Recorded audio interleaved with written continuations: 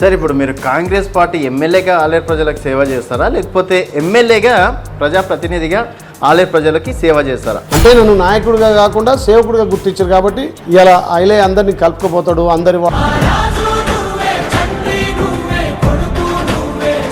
ఆలేరు ప్రజలకి కొన్ని హామీలను నెరవేరుస్తా అని చెప్పేసి మా ఛానల్ సాక్షిగా చెప్పడం అనేది జరిగింది సార్.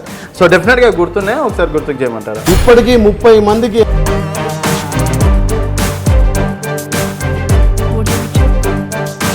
ఆడపిల్లలు పెళ్లి అని వస్తే కూడా వాళ్ళకి ఆర్థికంగా సాయం చేసిన. ఓ ఇద్దరు హాస్పిటల్ పోతాం మాకు ఇబ్బంది ఉందంటే కూడా నిన్ననే ఇద్దరికి అంబులెన్స్ కూడా పంపిన.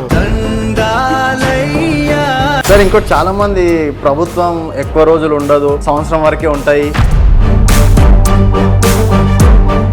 ఈ 6 పథకాలు అనేది వాళ్ళకు ఒక చావు దెబ్బ లాంటిదని హరీష్ రావు గారు రీసెంట్ గా చెప్పడం అనేది జరిగింది. వచ్చిన 24 గంటలనే 48 గంటలనే 2 ఇంప్లిమెంట్ చేసినాం. హరీష్ రావుకు అధికారం లేదు, ఉండడు. కేటీఆర్ అహంకారము. ఇలా రేవంత్ రెడ్డి అనే వ్యక్తి ఏ 2-3 గంటలు అనుకుంటారో లేదో ప్రతిరోజు శాఖల మీద సమీక్ష.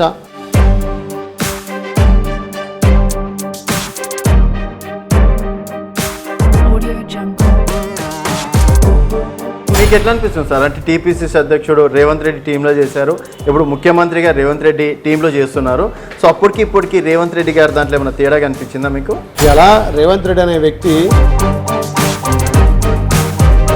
సార్ మీరు సర్పంచ్గా ఎంపీటీసీ గెలవడం వేరు, అసెంబ్లీలో అడుగుపెట్టడం అనేది వేరు. ఫస్ట్ టైం మీరు అసెంబ్లీలో ప్రమాణ స్వీకారం చేసినప్పుడు అడుగుపెట్టినప్పుడు మీకు కలిగిన ఆ సంతోషం ఏంది, ఎట్లా అనిపించింది సార్ ఆ మూమెంట్? ఎమ్మెల్యే అయినా మంత్రి అయినా